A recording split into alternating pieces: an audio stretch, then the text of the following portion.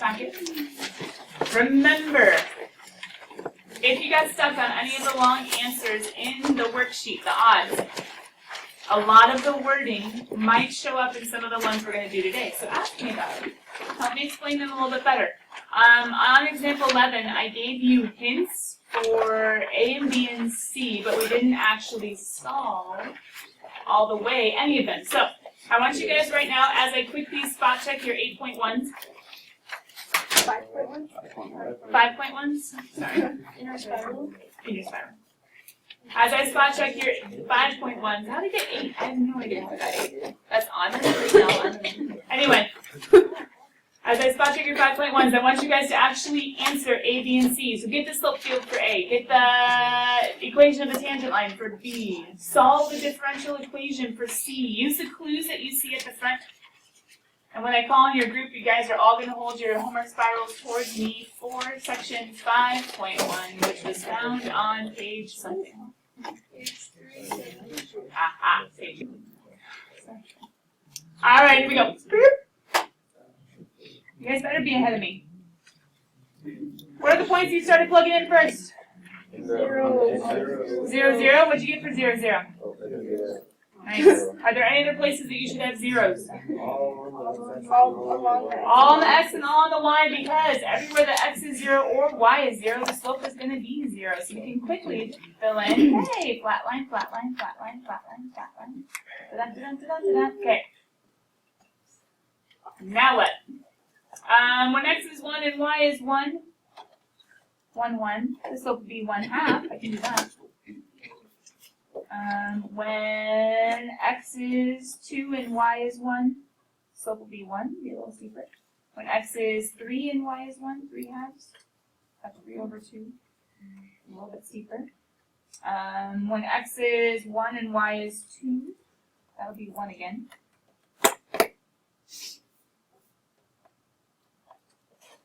We already have our flat slope there. I thought diagonal, but it isn't going to work. 2 and 2 is going to be a slope of 2, that's even steeper. 3 and 2 is going to be even steeper. Okay.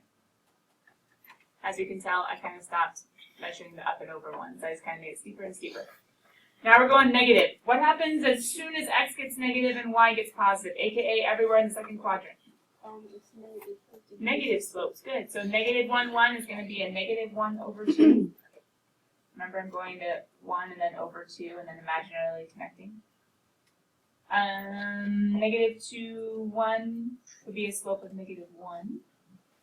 Negative 1, 2 is going to be a slope of, same, negative 1. Negative 2, 2 is going to be a slope of negative 2, so down 2 over 1. Steeper. Good so far? Remember, you had like a 5-minute head start. Okay, 0. Oh, hey, I missed a 0. You guys missed that one? Sorry, I didn't. Okay. 1, negative 1. This one's going to mimic. 1, negative 1 will be negative 1/2. 2, negative 1 will be negative 1. 3, negative 1 will be negative 3/2. Something like that. What happens, though, in the third quadrant when I have negatives with negatives? Ooh, it's going to change to be a positive. So negative 1 will be a positive 1/2. You notice I'm going up 1 and over 2 and imaginarily connecting. And then negative 2, negative 1 will be a positive 1. Aha! Fun to love that. Okay, for letter B. I'm writing it down here. The equation of a tangent line. I wrote out what you guys should remember from your forever card, except I plugged in the 0.11 because it was given to us. And remember on Friday I gave you the clue. If m is the derivative, how do I find the derivative if I'm given a differential equation? I just plug it in. So kiddos, in this problem, where's my differential equation? There it is. I'm going to have my y minus y1, they gave me the 0.11, equals dy dx, which is up above for the 0.11. We'll plug it in a second, x minus 1. Go to the differential equation. What happened when you plugged in 1, 1? 1 out. 1 half. Stick it to the man. You don't need to go any further. Except, be careful that you read the whole problem. It does say write an equation for the tangent line through the point, but then it says do what? Use the tangent line to approximate 1.2. the function at 1.2. Approximate, I put a little approximate. What approximates from the former equation? The y value, because that is a y value, right? So if I'm solving for the y value, I can add the 1 to the other side, but question, don't I need to plug in an x? What is my x? Stick it to the man. Dun, dun, dun, dun, dun, dun. Right? That's nice. We don't have to go any further. We have all the numbers plugged in. Let me go ahead and zoom in for those of you guys in the back. We don't have to go any further. We have it plugged in. Letter C, what do they ask us to do?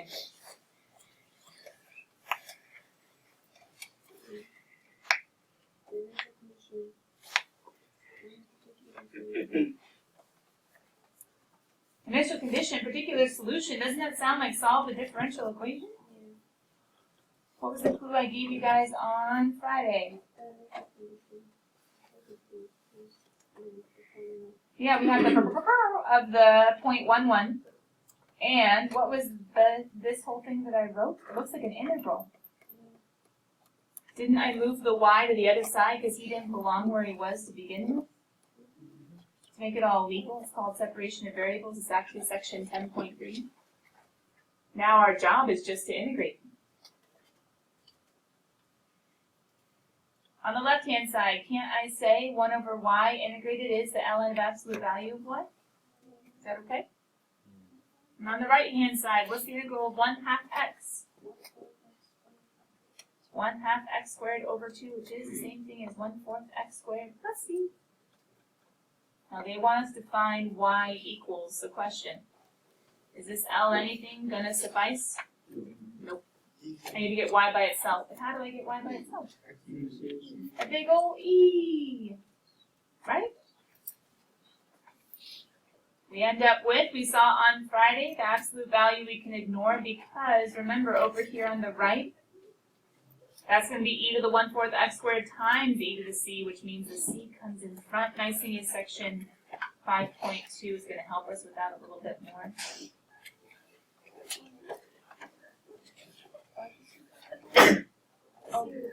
Yeah, remember? You have the absolute value of y equals e to the 1/4 x squared. Adding exponents means multiplying like bases, which can lead us to y equals, this can just become a new c. So c times e to the 1/4 x squared. Now that's the y equals, but then they say with the initial condition, so what do I gotta do? Plug it in, plug it in. And when I plug it in, I end up with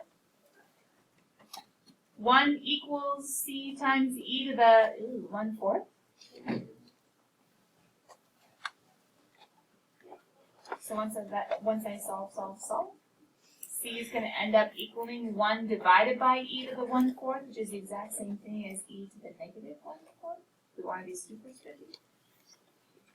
And to finish the problem, we plug it all in. And we say y is equal to e to the negative 1/4 times e to the 1/4 x squared. This is a long answer, which it is. Box it and be done.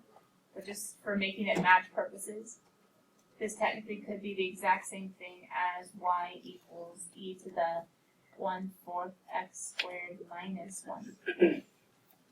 Just a reminder, they can use the exponent rule. Oh, I plugged in right here. I plugged in 1/1. So y became 1, and then x became 1. So then 1 equals c times e to the 1/4, and then when you divide by e to the 1/4, that's e to the negative 1/4. Then I plugged it all in. Sorry, I ran really fast on this page. Oh no, letter D! Compare your estimate of f of 1.2 found in, oh sorry, I just switched it and it got all weird. F of 1.2 found in part B to the actual value of f of 1.2 found in part C. Was your estimate from part B an underestimate or an overestimate? Use your slope field to explain why, blah, blah, blah. Okay, We already found f of 1.2 from the tangent line, right? This is letter D. F of 1.2 from the tangent line ended up being approximately, what was it, 1 plus? 1.1. Okay. Is that right? Okay. And then Ryan went ahead and simplified that out for us because we'd end up with 1 plus 1/2 of 2/10 technically. 1 plus 1/10 is 1.1. So that's what we got in part B. They say compare that to what you actually get in part C, and part C says, fine, plug it in. So f of 1.2 is equal to e to the 1/4 times 1.2 squared minus 1/4. Something like that is at least, right?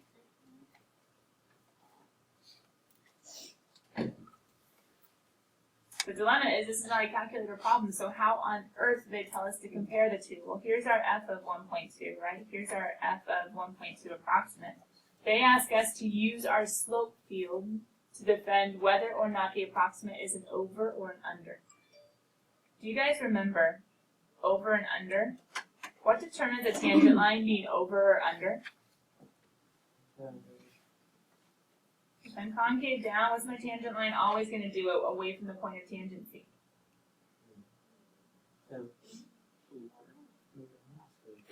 Are the tangent lines always going to be above the curve?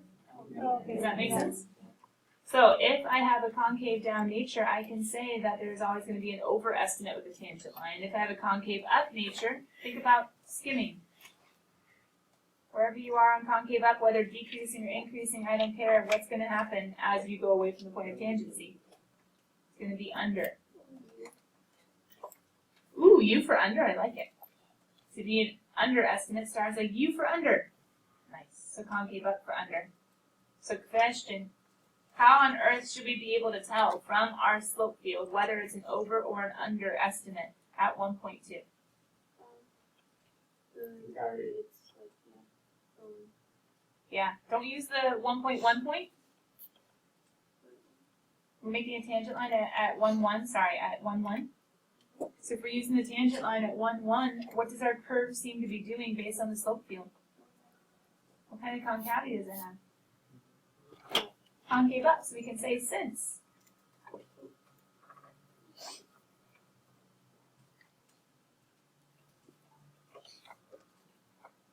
The slope field shows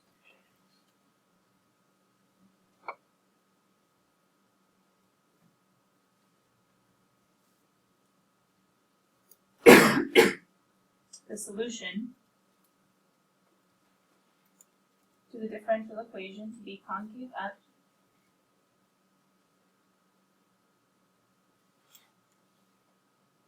at the point 1, 1. Then the tangent line approximation can also be super snazzy and say the local linear approximation is an under estimate. Concave up, that's a U, under estimate. Alright, kiddos, this is kind of a classic slope field / differential equation / tangent line FRQ. I love putting those three ideas together. Any quick questions on number 11 on the wording, on what we did, etc., etc., etc.? for D. Uh-huh. Why did you go? Oh, you went to the point 1, 1. Because you make the tangent line at 1, 1, then you plug in 1.2. Does that make sense? And then for the actual, when they said compare to the actual value we have to plug into the actual equation that we found, which was this one right here, in part C. Now, I went ahead and plugged in the other one because I thought that one made a little more sense. You could have plugged it into the one I started, or you could have plugged into the equivalent one over here. Does that make sense? All right, number 13. Nope, number 12. We might not do all of these kiddos. I do want to at least start section 5.2 so the juniors have an idea of what it is. But question. Can you guys at least, we're just going to write in clue words, because then if any of the wording matches your worksheet, you should be able to match up what to do. On letter A, what are you going to use, or what are you going to do? Make a table and sketch, right? Table of baby tangents. Letter B, what are you going to do? Ooh, derive. That's exciting. Hold on, let's do letter B, because that's new. Letter A, we know how to do that. That's okay. Letter B, how do we take the derivative of a differential equation? What's it called? Take the derivative of both sides, right?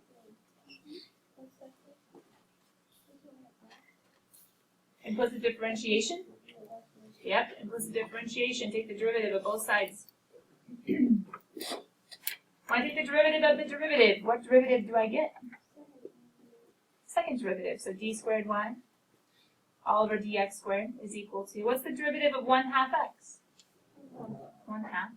What's the derivative of y? Nice. dy dx minus, what's the derivative of 1? 0. Oh. So we're done? Nope. What should I do? Plug in dy dx.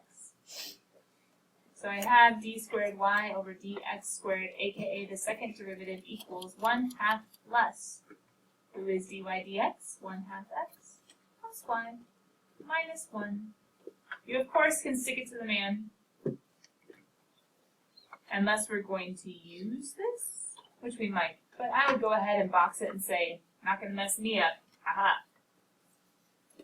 As you can tell, there are some terms we can combine, but that's okay.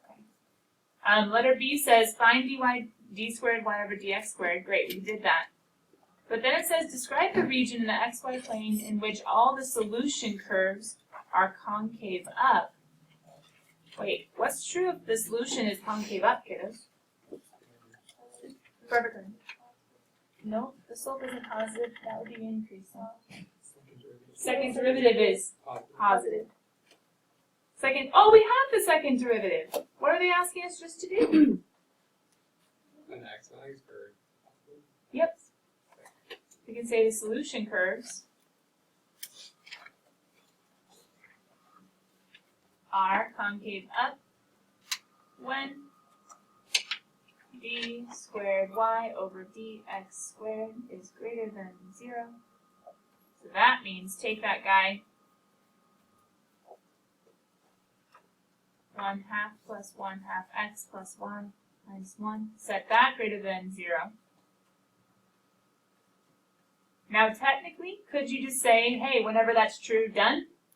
Yeah, you've described it.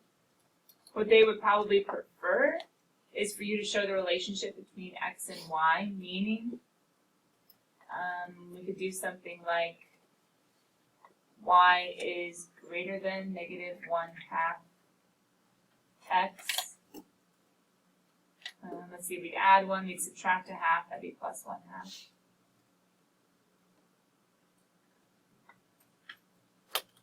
You don't always have to solve for y or solve for x. They're just asking for the relationship, and you're like, cool, whenever the second derivative is greater than 0. Who is the second derivative? There he is. Solve for y. Good, okay, whenever y is greater than that. You can also solve for x technically, but normally they probably, on the answer key, they probably have y is greater than. Anyway, that was a little different, so I thought maybe we should just peek at that. They were asking you a few different things. Going back to concavity. Letter C, let y equals f of x be a particular solution with the initial condition. I see a clue. Do you? Does f have a relative min, a relative max, or neither at 0?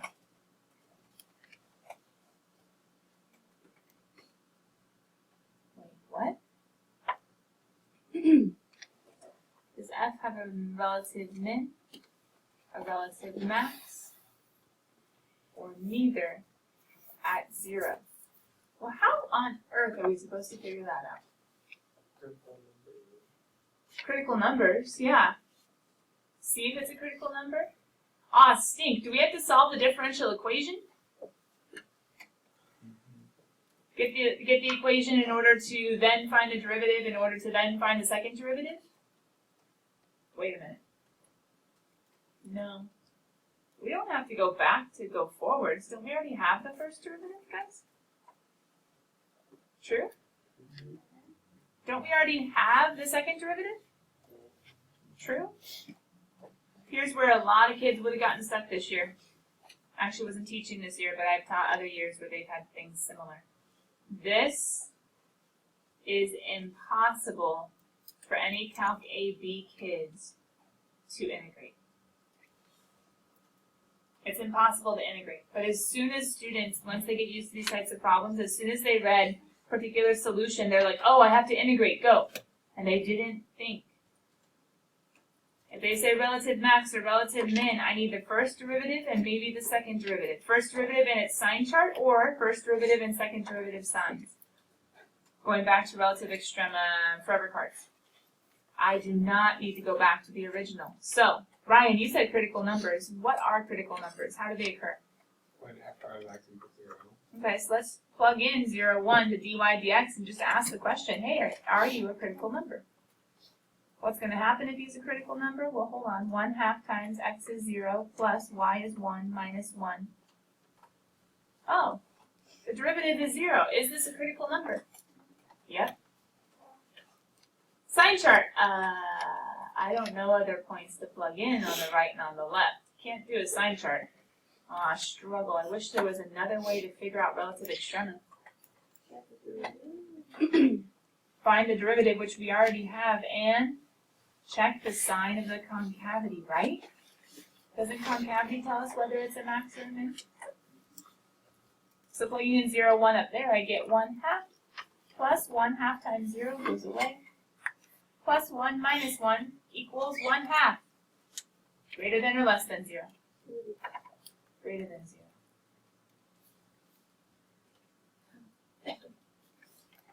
So then at the end of the day we can say, since 0, 1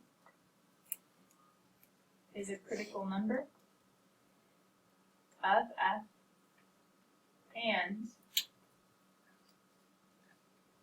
the second derivative at 0, 1 is positive,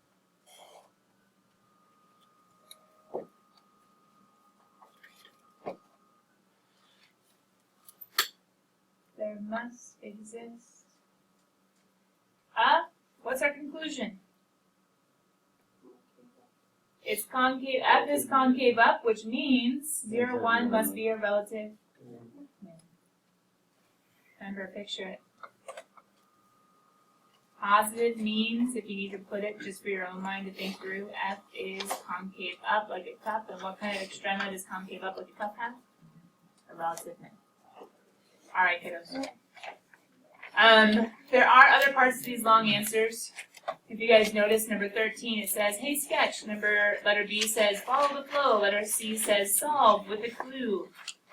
Letter D says, follow the flow. Letter E says, solve with the clue. Huh, that's kind of lame. Number 14 says, sketch, follow the flow, solve, find the derivative, and answer stuff about concavity. Number 15 says, sketch. Ooh, letter B might be a little bit interesting. Letter C says, solve for using the clue, and letter D says, find the range. Okay, a couple little interesting ones, but the other ones where most of the points are ones that we've seen. Letter D is a little interesting as well. So we have 3 starred ones that we might peek at real quick tomorrow, but otherwise you guys are more than ready to finish that worksheet up. Come tomorrow with questions. We'll also go over 8-1 answers. I want you guys to quickly open up notes so that juniors can see what we're doing tomorrow. And meanwhile, I will pass that test. So, composition books open, section 5-2.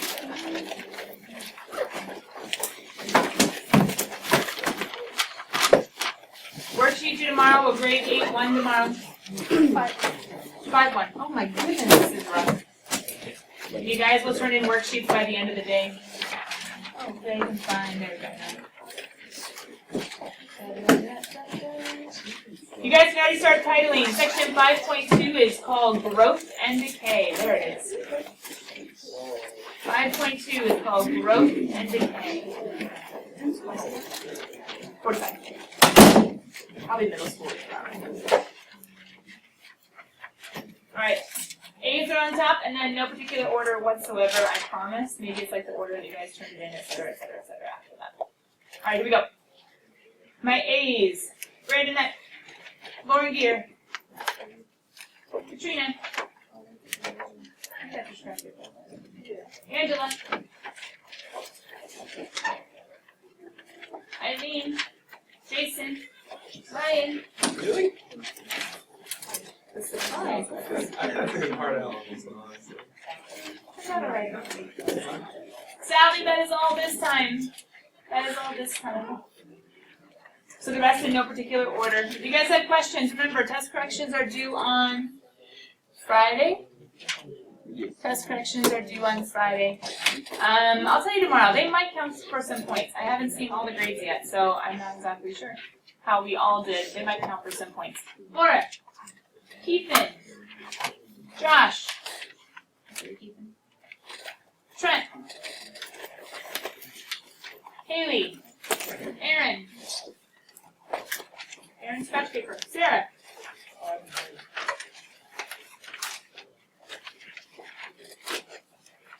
Violet. Oh, it's not yours? Oh, sad day. Someone scratch paper, I don't know who. Trent, did you have scratch paper? Andrea. Maya. Corey. Sam. Let me see it. Start. Oh my God. Sorry. Charlie. Caroline. Christian. Bridget. I'm so sorry. Ella. Brendan. Alan. I have someone's scratch paper, guys. I'm so sorry. I have no idea whose. It got to Dash. So someone used scratch paper, and it's not on there. It looks like this.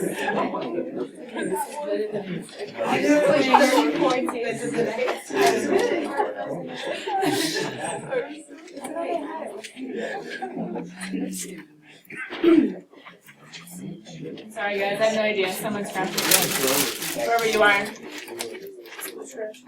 In the trash now. Oh, too light. Not quite cold. It was heavier in my trash. Alright, hold on. Grab a seat. Grab a seat. You guys wonder why I don't pass it out earlier. Anyway, so for my juniors that are going to be gone tomorrow, this homework will officially be due on Thursday. For my seniors, listen carefully, juniors won't be here tomorrow. So the slope field worksheets are due tomorrow, but I won't be picking them up until Wednesday in class. Did we hear that? Okay, so one more time. Juniors won't be here tomorrow. I'll be picking up the slope field worksheets Wednesday in class. So if I were you, work on the worksheets first, work on test correction second. Tomorrow we'll be really going over growth and decay. For my juniors, here's what we're doing tomorrow. We're going to basically be getting a lot of the equations for growth and decay, exponential growth and decay. A lot of things behave using these equations, including radioactive substances, including like bacteria, E. coli, which I guess is anyway. So, diseases that are spreading. You know what?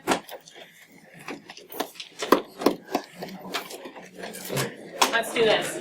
Juniors, how do you feel if tomorrow I let the seniors have a work day on test corrections in their worksheet? And that way you don't have any videos to watch tomorrow. We can all do section 5.2 on Wednesday. Sound good? There's a lot of juniors gone in period 6 and a few in this class. Alright, tomorrow we're not covering 5.2. Tomorrow you are catching up on life, and then I'm going to bust through 5.2 on Wednesday. Bye guys. See you later.